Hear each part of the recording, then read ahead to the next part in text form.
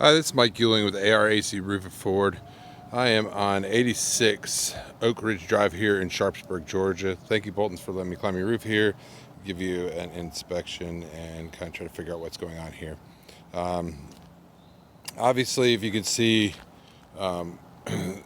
this comes in right here. Everything jams up against the side of your fireplace and has a very small place where it can get out down here. You know, it looks like we've had caulking and some tape and everything else around here, but essentially what needs to happen is get a piece of flashing. We need to re-flash all up under this and make sure the flashing's good, but it needs a kick out. And right as it comes around this corner, this shingle, you need a metal piece that comes out and forces that water out onto your shingles. There's just no way to really kind of get around that without putting a piece of flashing and then cutting it into this so it kicks out and fires that water all the way out over the top of your shingles. Caulking might do it for a little bit, but you can see it's already started to crack. It just can't handle that water flow, and then you might be getting back up under here, and so a couple layers of shingles probably need to come up. You need an ice and water shield all through there to waterproof this whole area right there. And it's going to have to go into the other slope there. This is the cricket I was talking about, and you do have one around there. There is no kickouts around the outside edges of those. And they really kind of need to be there as well. This one does, and this is what I'm talking about right here.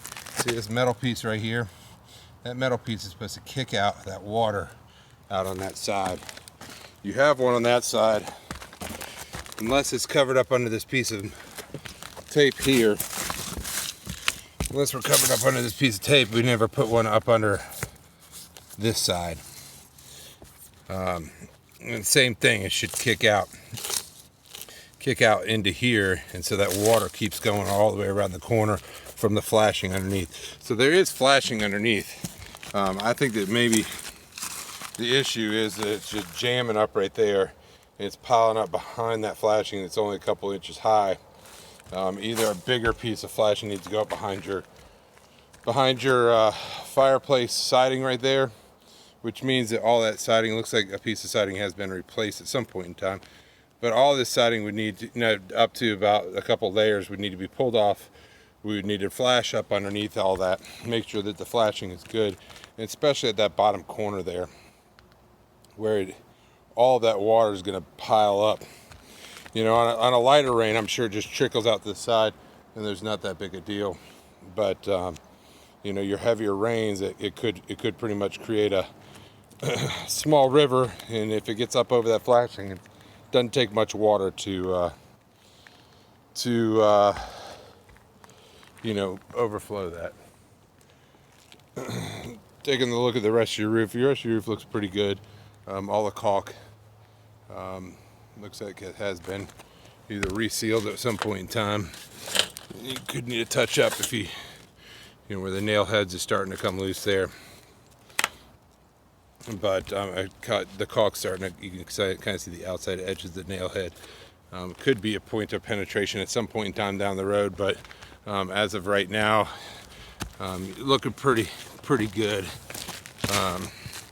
That's the problem with these old metal type vents, is that you do get this line in here, and that's all cracked between the two things. But I will download it. I will send you this video, and we can kind of talk it over. All right, thank you so much. This is Mike Euling, ARAC Roof It Forward.